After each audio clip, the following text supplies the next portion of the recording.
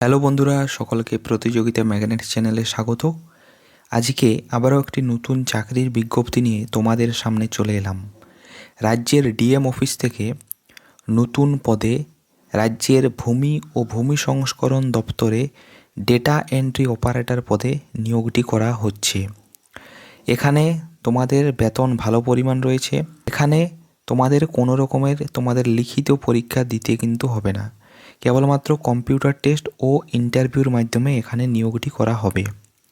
আজকের ভিডিওতে আরও অন্যান্য সমস্ত তথ্য নিয়ে আলোচনা করব। এখানে বয়সসীমা কী রাখা হয়েছে, আমাদের এখানে শিক্ষাগত যোগ্যতা কী হওয়া প্রয়োজন, কত পরিমাণ তোমরা প্রত্যেক মাসে বেতন পাবে, এগুলো নিয়ে ডিটেলসে আজকের ভিডিওতে আলোচনা করব। ডিটেলস ভিডিওটি আলোচনা করার পূর্বে তোমরা চ্যানেলে যারা নতুন দর্শক তারা চ্যানেলটিকে সাবস্ক্রাইব করে রাখতে পারো। তো চলো, প্রথমে আমি ডিটেলস নোটিফিকেশানটি ওপেন করে নিই, তারপর বিস্তারিত আলোচনায় আসছি। ডিটেলস নোটিফিকেশানটি দেখো ওপেন করে নিয়েছি।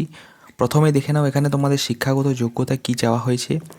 এখানে এই পদটিতে আবেদন করার জন্য তোমাদেরকে অবশ্যই গ্র্যাজুয়েশন পাস হয়ে থাকতে হবে এবং সাথে কম্পিউটার অ্যাপ্লিকেশন নিয়ে একটি সার্টিফিকেট থাকা চাই।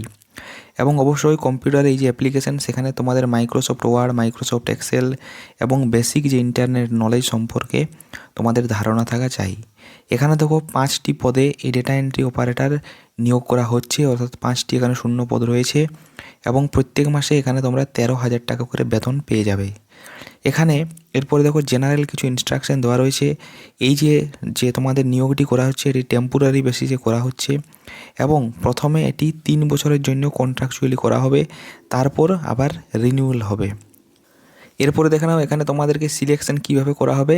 এখানে প্রথমে তোমাদের যে ডকুমেন্টস, সেই ডকুমেন্টসগুলোকে প্রথমে স্ক্রিনিং করা হবে, এরপর একটি কম্পিউটার টেস্ট হবে এবং ইন্টারভিউ হবে। সুতরাং এখানে তোমাদেরকে আমি আগেই বললাম, কোনো রকমের কোনো রিটিন পরীক্ষা বা লিখিত পরীক্ষা নেই, কেবলমাত্র কম্পিউটার টেস্ট এবং ইন্টারভিউর মাধ্যমে তোমাদেরকে কিন্তু এখানে সিলেক্ট করা হবে। এখানে তোমরা যখন ফর্ম অ্যাপ্লাই করবে, এখানে তোমাদেরকে অনলাইনে অ্যাপ্লাই করতে হবে। তখন কী কী ডকুমেন্টস তোমাদের প্রয়োজন, প্রথমেই লাগছে ইপিআইসি অর্থাৎ তোমাদের ভোটার কার্ড, 2 নম্বরে তোমাদের আধার কার্ড, এরপরে তোমাদের গ্র্যাজুয়েশন সার্টিফিকেট বা ফাইনাল মার্কশিট যে কোনো একটি, এরপর 2 কপি রিসেন্ট পাসপোর্ট সাইজের ফটো, এরপরে লাগছে তোমাদেরকে দেখো কম্পিউটার যে অ্যাপ্লিকেশন তার সার্টিফিকেট এবং ওয়ার্ক এক্সপিরিয়েন্স যদি কোনো থেকে থাকে তাহলে তার সার্টিফিকেট।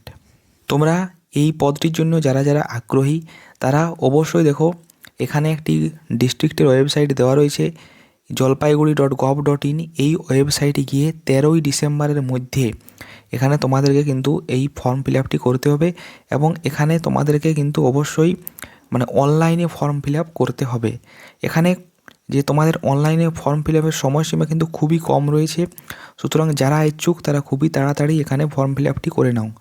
এরপর ফর্ম ফিল আপের পরে তোমরা যারা যারা সিলেক্টেড হবে তাদের অ্যাডমিট কার্ড তাদের কিন্তু এই ওয়েবসাইট থেকে পাওয়া যাবে এবং তোমাদেরকে মেসেজে অথবা ইমেলে একটি কিন্তু তোমাদের মেসেজ বা ইমেল চলে আসবে। সেখানে তোমাদেরকে তোমাদের যে পরীক্ষার যে তারিখ, ফর্ম, কোথায় তোমাদের ইন্টারভিউ হবে এগুলো সম্পর্কে সমস্ত ডিটেলসে দেওয়া থাকবে এবং এই যে পরীক্ষা সেটি টেন্টেটিভলি দেওয়া রয়েছে 26 থেকে 30 ডিসেম্বরের মধ্যে।